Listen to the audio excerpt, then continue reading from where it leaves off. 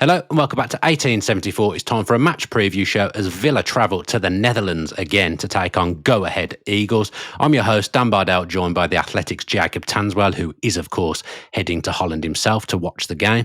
Head to 1874.io/match bingo to check out our sponsors, Match Bingo. You get bingo cards for all the football and all the sport that's going on at the moment, including the Go Ahead Eagles game. They're £2 each for a bingo card. If you buy four, you get one free, and you give yourself a chance of winning between £25 and £250, and sometimes a little bit more as well. So if you sign up using our link, that really helps us as a channel. So if you want to have a go, gamble responsibly, please. Just sign up using that link, 1874.io/match bingo. Jacob Tanswell, looking forward to going to the Netherlands again. I feel like Villa have been to the Netherlands a lot since you've been reporting on this club. Josh, I was speaking to someone, the Tottenham writer on Sunday, and he was like, "All you seem to do is go to Belgium or Netherlands." I was like, "Yeah, it feels like that way." Amount of times I've been to Amsterdam, even when we went to Poland for Leggy a couple of years ago, I stopped over in Amsterdam, so I'm well accustomed to the airport and how busy and big it is. But yeah, I'm looking forward to going here. It's obviously a bit further out the way in Deventer. I think a really small stadium. I would never go there ordinarily, like No, most people many would. people would. No. So yeah, looking forward to it. I'm going on the day, so it'll be a pretty long day, but I'm really looking forward to it. It's going to be a real proper, I guess, like second tier European competition tie, I guess. Yeah, it's quite an obscure game, really. I've got to be, if I'm completely honest, I've heard of Go Ahead Eagles, but when we drew them, if my life had been on the line, I wouldn't have been 100% be able to tell you where they came from. No disrespect to them whatsoever. I'm not trying to be disrespectful here, but I don't feel like they've been regulars in Europe over the years. I don't claim to be a Dutch football expert. So it's one of those kind of nice ties where you just go to a ground, and people like Max Stokes and Simon, they just go to a ground that they wouldn't ordinarily go to, have a great time and watch Villa in Europe. And it's important, really, that we don't take being in Europe for granted. I keep saying, like, my memories of being at Champions League games last season popping up on my Instagram, and I think, I wish we were in the Champions League still. But the fact that we're in Europe 3 years in a row and we get to go to these places, the novelty value probably hasn't worn off for the people that do travel, and it shouldn't do, because it is a huge thing. Yeah, absolutely. And I think what's good is obviously we've seen Conference League, Champions League, Europa League, and you've seen. I know they seem to be similar countries, like we've never been to Spain before, but you're seeing loads of different types of teams, different stadiums, big clubs, small clubs that you would never even think of. Go Ahead Eagles is one of them, and what I like about going and being fortunate enough to go away from home is you see different cultures and different atmospheres. Atmospheres are always good. Yeah, the ultras they pack in an hour early before games. Yeah, and so I really like it. It's a brilliant experience. Like it's the best part of my job. So looking forward to it. I won't take it ever for granted. I just know that there's a lot of other journalists that don't cover clubs in Europe. So I'm very lucky to do so. Yeah, and can Villa go ahead at Go Ahead Eagles, Jacob, on a great run at the moment? Important to keep that momentum, but I will say, with a massive game coming up on Sunday, and you never know when you're going to need to use people and mix it around because of injuries and whatnot, it does feel like one to get the minutes into a few people's legs who haven't really been playing. Yeah. I agree. As I've said before, Ange Postecoglou saw it as well. Europa League, usually, by and large, the levels are nowhere near the same as Premier League or even the Championship team, really, in terms of the intensity and the threat stylistically you'll face. And a lot of these teams will play how a lot of Premier League, especially in Netherlands, they'll play like how a Premier League team does, but not as good, if that makes sense. So I think it's a good time for the team to rotate, for players that have not had a lot of minutes to come in, not only for the physical state, but also for the morale, right? Just to make sure that they're still part of the squad and to show that they can still make an impact, because there'll be a time this season when there'll be a player that will just suddenly come into the starting lineup through injuries, and Emery will need them to perform straight away. So getting a bit of practice in now, making a big impact and putting an impression on Emery is key. Let's go through a few names that maybe didn't start against Tottenham that could come in for this one. Marco Bizot in goal, would you expect? He's the Europa League man, isn't he, at the moment? I'd hope so. I think it's a reward really for the final. Yeah, he needs it. I think he should start.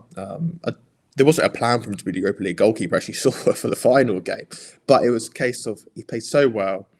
He's really reliable. Emery Martinez has, Emery said he's got over his injury issues, but he is fragile, isn't he? That's for a goalkeeper. So really, you don't need to play him here. Let him stay at home. And yeah, let Marco Bizot play. I think he's a really good number 2. And what does it really say that you can play so well against Feyenoord on 15-minute notice, but you can't. Yeah, sorry, mate. Thanks for that, but you're now back on the bench. She accepts it. Like from what I hear, he's a brilliant guy. Like really good attitude. He came over to play in the Premier League, and he accepted at the time. Like the only chance I can play in the Premier League is to be a number 2 somewhere. He wanted it as well, didn't he? He wanted it. In his contract, he signed a contract at his previous club, but he had a little clause. I'm not too sure the details that said if a Premier League club comes in, we can get him. I can go, and the money was low millions. Not even touching that actually, from what I hear. So the fact that Villa got him so, to break off into a Marco Bizot section, the fact is they got him so cheaply. It was a brilliant bit of recruitment, and it was the only data-led signing that Villa did in the summer. So maybe, and I'm not saying all data works, but that's something to maybe keep an eye on in future windows. Yeah, up the data analysts. I think, what I'd actually like to see? He plays every single game, it feels. He's just played for England twice as well. Don't play Conser for this one. Let's not take any chances. Give Lamar Bogard a game at right centre-back or Lindelof. That's what I would say. Yeah, you play Lindelof, surely. He's on. I just feel sorry for Bogard. I feel sorry for him that he got taken out against Tottenham. Play Bogard in midfield. But then I think Barkley might need some minutes in there. But I think Bogard's more of a stylistic replacement for Kamara than Barkley is. But yeah, I can see that point. But I think Bogard has been playing well in midfield. Lindelof's on good money. Sweden captain. If he's not going to play in this game, if you're resting Conser, then when is he going to play? He can't just come on in centre midfield for 2 minutes at the end of a game. He's got to play at some point. So, if Conser was going to not play, I'd rather Lindelof and Bogard in that than Bogard in centre back. But good options to have. It's good depth now. Yeah, Maatsen, of course, will probably play at left back. You would think Luka Dane got a bit of a nasty injury, or he's not going to stop him playing, but just maybe give him another rest, bring him back in against Manchester City at the weekend. Harvey Elliott, and I'm segued this in because I know you've got a piece coming out of the day of the game on Harvey Elliott. Hasn't come on for the last 2 Premier League games. Hasn't really had a sniff since the Sunderland game. It feels like where he got criticised. I know he did start. He started 45 minutes, didn't he, against Fulham as well. Not got going yet at all in a Villa shirt. I've got a few concerns in the back of my mind about things with Harvey. Do you think he'll start this one?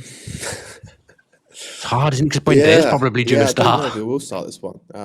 It would mean Rodgers doesn't play. Maybe that happens, and that maybe gives Elliott a bit more of a chance. But yeah, you'd imagine Brendy would start because obviously he played well in most games he's played recently. And with Harvey Elliott, he's played 4 minutes since that game against Fulham. One appearance against Feyenoord, has been an unused sub in the last couple of league games. You think obviously Brendy is ahead in the pecking order, so I'm not sure if he will start. But if you're on paper and you're thinking you're going to make quite a few changes, then Elliott will be one of those guys that you would bring in. It's hard to find a balance, isn't it? Because you don't want to lose the momentum that you've got, and if you make wholesale changes, there's a chance that happens. And I've said previously on the channel that when Villa were in the Conference League, even if someone didn't start, they always came on and got 20 minutes ahead of the league game that was coming at the weekend. I thought we did that well. I don't know. You can't really. The only place you can play Harvey Elliott, if you're going to play with a winger, is that number 10 position on the right side, number 10, because you can't play him off the left because Emery always wants a right footer in that left so he can cut inside, and because Elliott's left-footed, it kind of puts him at a disadvantage. So you already play him as that right 10. And it's difficult. He's one of those players that like I said, you'd want to get into the team in a similar way to Jadon Sancho, just to get them some minutes. But I don't know if there's a position in it. If Emery's going to make 9 changes, then he's got a chance. But I think there'll only be a few. Yeah, and looking at go-ahead Eagles, I'm imagining your knowledge of them's probably better than mine, but not particularly high. They're okay start. They're sitting in 12th at the moment in the Europa League table. Well, no, 12th in the Eredivisie. Oh, sorry. You yeah. fed me some information and you weren't specific. Sorry, Then but I've read it wrong. I don't look at the league phase format until the last 3 games, whatever. Yeah, probably fair. But yeah, they've not started very well. They've won 2 after opening 9 games. So, and they obviously qualified last year through winning the Dutch Cup. So they're not a team that you'd ordinarily think like a Feyenoord or a PSV or an Alkmaar or Ajax, where you think, yeah, You've seen them a lot. Yeah, and you think that they're used to competing in European competition. They're used to being at the top end of the Eredivisie, so that they're not. I think really on paper and truly, it should be quite comfortable for Villa. And maybe this is a factor you consider, that if you go 2 or 3-0 up early, like Villa did a couple of years back against AZ, then you can start maybe bringing on players and giving them good minutes in the second half. But Villa obviously won't think like that way. They want to get the job done, but they're not a great team. And if Villa get the job done 3 for 3 in the Europa League, it's a great start, isn't it? You'd want to try and secure top 8 as quickly as possible if you've got a start like that, so that you can maybe take your foot off the pedal in the last couple of games. Yeah, definitely. But again, these type of games where you are in a 10,000 seat stadium, crowd's going to be up for it. They are tricky, aren't they, in terms of managing it? Go ahead. What you got to remember is that they've been really poor in the Eredivisie. They did beat Panathinaikos start of October, not away, not a good, not hard, easy place to go as well. So they can pull some victories out the bag. But if you're just purely from a footballing sense, Villa should win. They just need to make sure they don't get drawn into like a direct grind, pump and grind type of game when it becomes bump and grind. It's a dance, isn't it, Jacob? Jacob going back to his dancing though.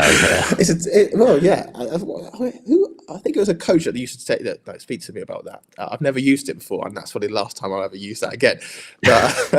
But you know what I mean. If you make it that type of game and you make it direct, you make it one of those fight balls percentages, then the game becomes a little bit more even. Where if you just play with your passenger structure, which Emery will obviously demand, then Villa should win. Yeah, you can't use a term like bump and grind and expect me not to pull you up, but you should have known that you wouldn't be able to get that past me without me commenting on it.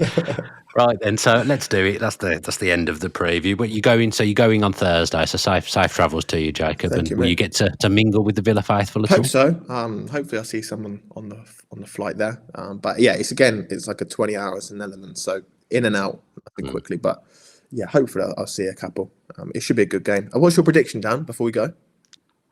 I'll go for 2-0 to Villa again. I'll go 4-1. 4-1. Geez, Jack, he's not messing around, is he? There with a 4-1 prediction. He's bumping and grinding. He's in and out. Jacob Tanswell, the Athletics Aston Villa correspondent. Sorry, I don't know. I apologise greatly. Jacob's not going to come on again if I continue with this. That does us. Thank you. Do you want to plug what your Harvey Elliott article obviously is coming? Yeah. When's this going out? I don't know. It might be Wednesday afternoon/evening. It might be first thing Thursday morning, Jacob. I'm unsure, but people will know. If you're watching it this after 5 a.m. on Thursday morning, piece is already out. Yep. If you're Wednesday, piece is out 5 a.m. tomorrow, Thursday morning. So yeah, have a read of that, and it hopefully gives you a bit more of an understanding of why he's not played and the challenges he's faced. I'm looking forward to that. That'll be a good read, that will, Jacob. Thank you very much. Make sure you check out Jacob's work on The Athletic if you don't do so already, although I'm sure that most of you already do. That does us. That's another match preview in the bag. Thank you to Jacob for joining me, and thank you to Match Bingo for sponsoring. 1874.io/matchbingo will let you sign up and help us as a channel.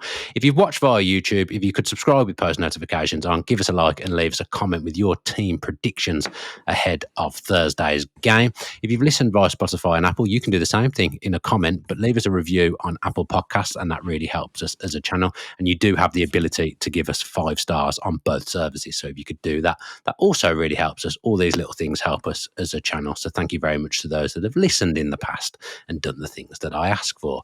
Be back on either late Thursday night or Friday morning with a reaction to the go-ahead Eagles game, so do watch out for that. You can see on our socials when content is out as well if you follow us on social media. I'm going to go. Thank you very much to Jacob. Yet again, it's an up the Villa from me, and it's an up the Villa from Jacob Tanswell. Up the Villa.